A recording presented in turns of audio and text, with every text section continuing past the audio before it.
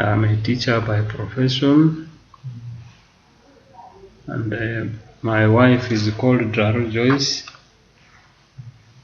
She's a nurse by profession, and right now she's not within Arua. She's in Kampala for some studies, and we have 4 children with her.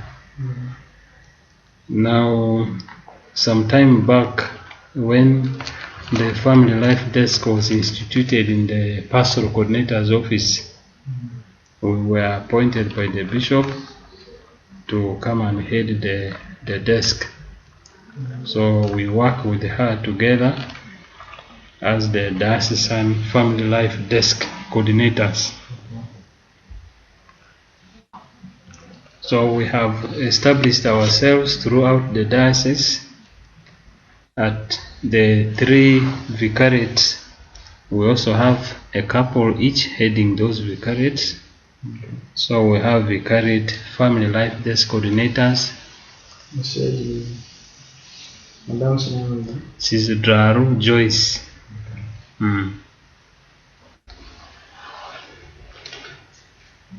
Yeah, so we are structured like that, right from the diocese up to the chapels. So at each level there is a couple representing the Family Life Desk. That is it.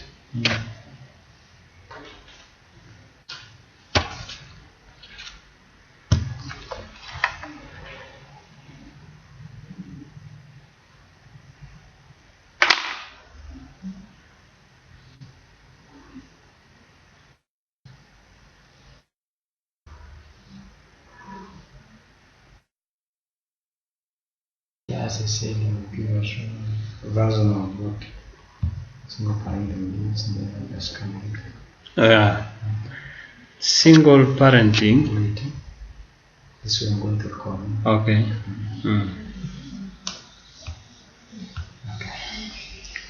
Yeah, single parenting, as the term single refers, it means one person who is heading possibly a family. And this must have been a family which was founded by 2 people, the man and the woman.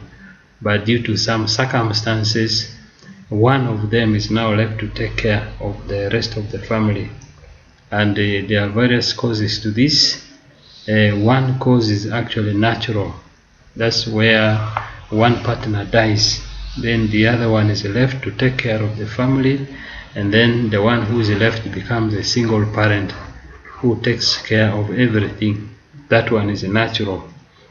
But then there are others which are caused.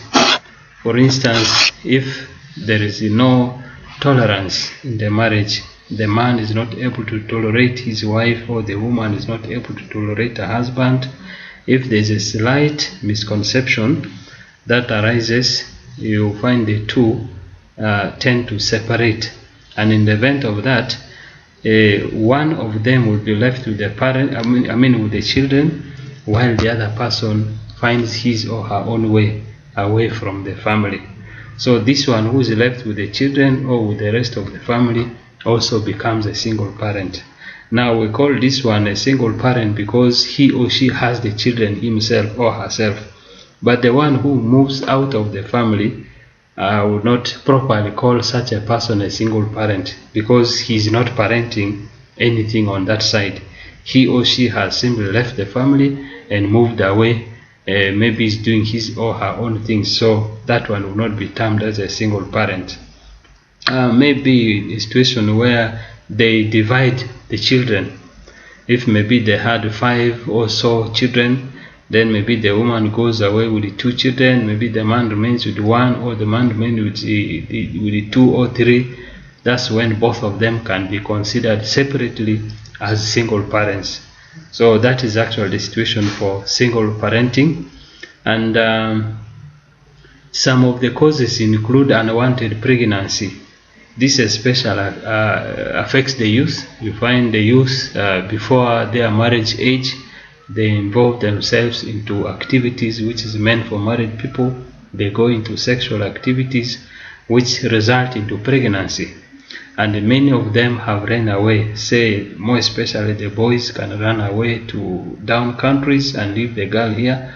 The girl will give birth to the child and then takes care of this child alone. Even if the boy doesn't run away, at times such pregnancies occur either due when the girl is raped, or maybe the girl is forced into sex, then resulting into pregnancy. Even at times the girls do not know the person who has made them has made them pregnant. So for this reason, the girl will take care of the child alone, and in that event she becomes a single parent. Also, sometimes early marriage is another cause. People who marry early, before their maturity age, the tendency of the marriage not lasting is very, very high. So in such a situation, one of them will be left with the children, and that one automatically becomes a single parent. So all this, you can see, it coils down to lack of patience in the partner. Because in marriage, things are not just a bed of roses, as people have said it. There are some thorns as well in marriage. Then if there's no tolerance, no cooperation, it is easy for such a marriage to break, and sometimes people divorce. Some people divorce, both of them are living, but one of them is living with the children. That results into single parenting. That's how I would look at single parenting as such. Okay. Yes. And then what message will you give to those who are single parents? The message I give depends on what has caused the singleness of such a person. If it is a natural cause, say the other partner is deceased, as St. Paul also has said it, it would have been better for such a person now to remain single. Because when this person went into marriage with this other person and the person has died, there are now other things which have come in. For instance, the children, maybe they have got a few assets here and there. They have done certain things together and many other things. So for this reason, we see that there is a lot this other single parent now has to do, other than intending to again remarry. Because remarrying again would mean starting everything from square one, and it can be very, very challenging, especially when the children are there. The children will not look at the new marriage as of help to them. Rather, they look at it as a negative force that is coming to fight them, that's coming to fight their freedom. So you will find that these children will by all means, they will try to also resist this new marriage. And many people have ended in misery because their children have not accepted them to remarry. That's the situation for the people who have become single parents because the other partner is lost. And such people, there are many, they're outside there. I congratulate them. Those are people who really had the love of the person they lost.